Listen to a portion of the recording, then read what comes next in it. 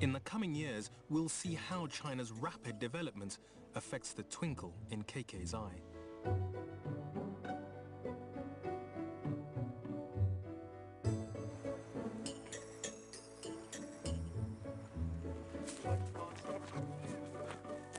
Three years later, in 1995, we've returned to Northern California to catch up with Stephanie. She was born with an eye condition. Her eyes don't open properly and she's undergoing a series of operations. Her eyes, they're big enough across here, but when you go across towards the nose, it's not quite big enough, and you can't see the tear ducts on her eyes, and they're just going to, limit that, and hopefully that you'll be able to see the whites of the inside of her eyes.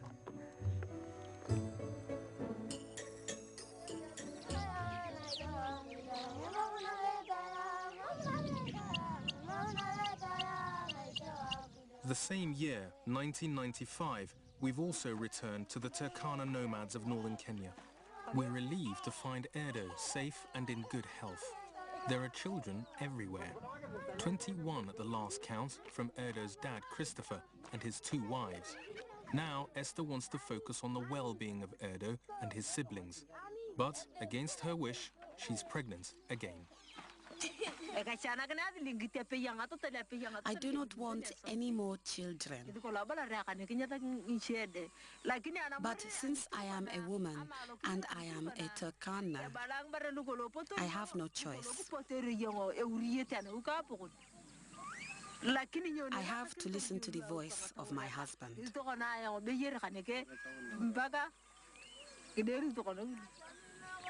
The role of a Turkana wife is to produce as many babies as possible. Esther has so far produced 11. She now wants to stop.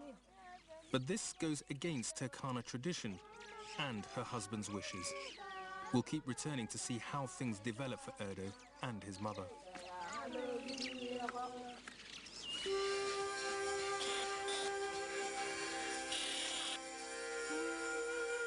Prince Charles' marriage was ended unceremoniously. Miseries over divorce have led to... Bill Clinton has won the last American election of the 20th century. Look at how cute Stephanie is. But, Mom, I didn't eat it when I was a baby. You didn't like it when you was a baby? In the USA, Stephanie, now 4, has had an eye operation, paid for through her parents' medical insurance. You think Mom and Daddy just were a grown-up poof overnight? We wouldn't know how to take care of you. There. We're doing. The eye operation's a success. They're doing pretty good. They've come quite a ways. I think they're, at this point, they're open really nicely. And she can see, and that's what's the most important thing. So hopefully she won't have to have another surgery. That was a good idea.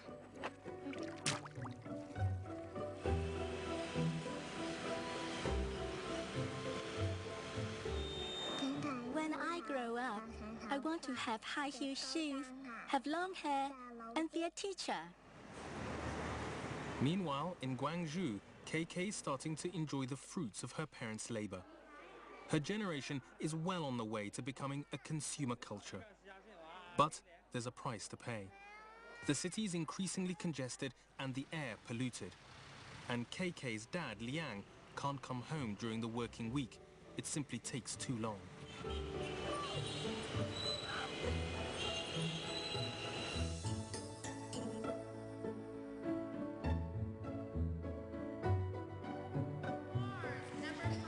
It's now 5 years since we started filming our babies across the world.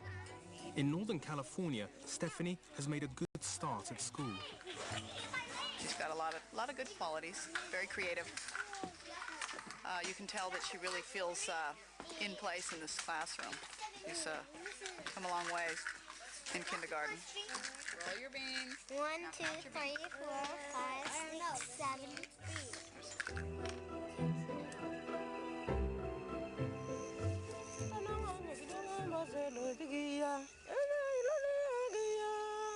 A few weeks later, we're in northern Kenya with Erdo, now also 5, among the Turkana nomads.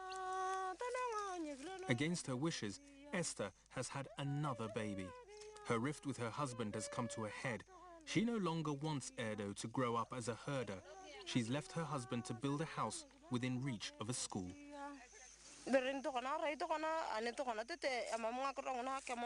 It seems I'm doomed to roam this land. Building houses I can never complete. There's always a problem.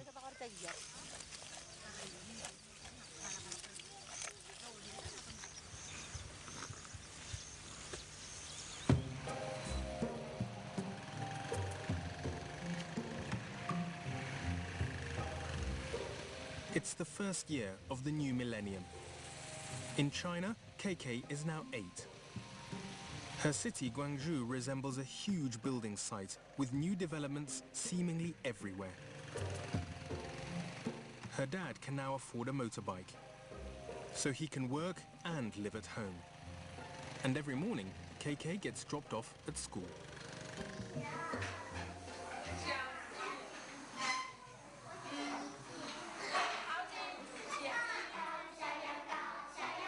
Her parents' long working hours mean an unusual childhood for KK. She has to spend her evenings alone. I don't like this one. Why? Because it doesn't look good.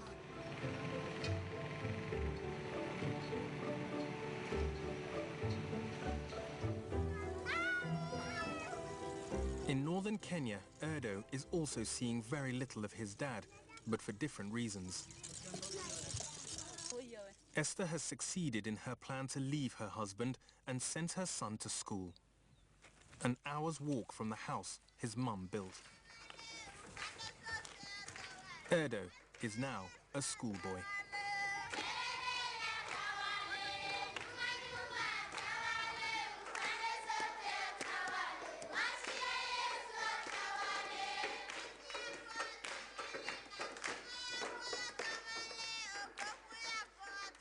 Mr. Milosevic, the holiday island of Bali. Just a procession of people covered in blood.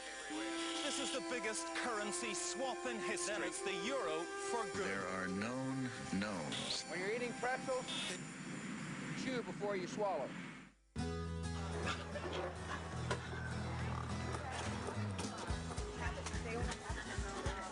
"10 years since we began our adventure, filming children born across the world. In America, 10-year-old Stephanie's still a country girl. She's been raising a pig for auction at the Willits annual fair. This is Brownie. He's a Duroc. His ear tag number is 339, but the 0 doesn't really count. He loves his chin rubbed and the back of his ears. That's what he loves the most. Hi, babies. When I grow up, I want to be either a veterinarian or a horse trainer. Kent's worst fears about the cost of caring for the environment have materialized. The timber mill that once employed him and nearly 600 others has closed. Pretty sad to see it looking like this, huh, sweetie? Working so hard for so many years, it makes me sick to my stomach after spending 18 years and giving this place, 110% of my life. It was a shock to everybody. While Kent agrees the old logging practices that cleared whole forests were unsustainable, the new environmental laws have come at a price. I don't think there's any place in this world that is more expensive to do business than California. Air quality, water quality, all those things that increase your cost of doing business. It's auction day at the Willits Fair. Soon, Stephanie and her pig Brownie will have to part ways. You want to look at the crowd. Look at the people that are bidding and watch your pig. I'm going to be like... No, just stay calm, okay? Perfect. 325, 329, 345, 325, 325, you're in at 3, now 25, 329. Sold out for $6.50 a pound. Thanks for buying my pig. Thank you very much.